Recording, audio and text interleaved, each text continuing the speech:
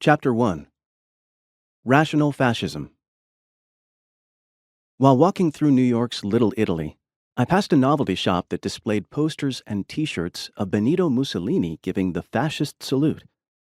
When I entered the shop and asked the clerk why such items were being offered, he replied, "Well, some people like them. And maybe we need someone like Mussolini in this country." His comment was a reminder that fascism survives as something more than a historical curiosity. Worse than posters or T-shirts are the works by various writers bent on explaining Hitler or re-evaluating Franco, or in other ways, sanitizing fascist history. In Italy, during the 1970s, there emerged a veritable cottage industry of books and articles claiming that Mussolini not only made the trains run on time, but also made Italy work well.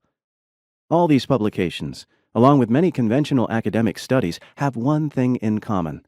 They say little, if anything, about the class policies of fascist Italy and Nazi Germany.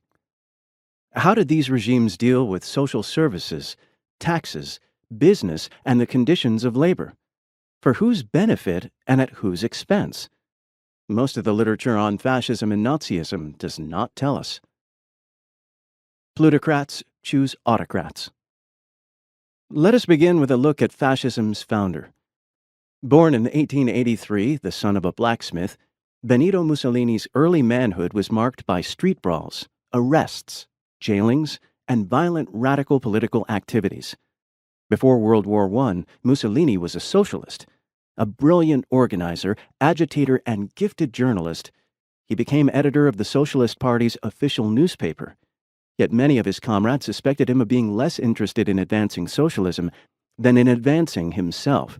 Indeed, when the Italian upper class tempted him with recognition, financial support, and the promise of power, he did not hesitate to switch sides. By the end of World War I, Mussolini, the socialist, who had organized strikes for workers and peasants, had become Mussolini, the fascist, who broke strikes on behalf of financiers and landowners. Using the huge sums he received from wealthy interests, he projected himself onto the national scene as the acknowledged leader of I fasci di combattimento, a movement composed of black-shirted ex-army officers and sundry toughs, who were guided by no clear political doctrine other than a militaristic patriotism and conservative dislike for anything associated with socialism and organized labor.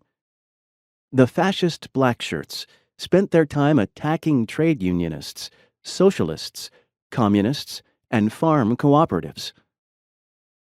After World War I, Italy had settled into a pattern of parliamentary democracy. The low pay scales were improving, and the trains were already running on time. But the capitalist economy was in a post-war recession. Investments stagnated, heavy industry operated far below capacity, and corporate profits and agribusiness exports were declining.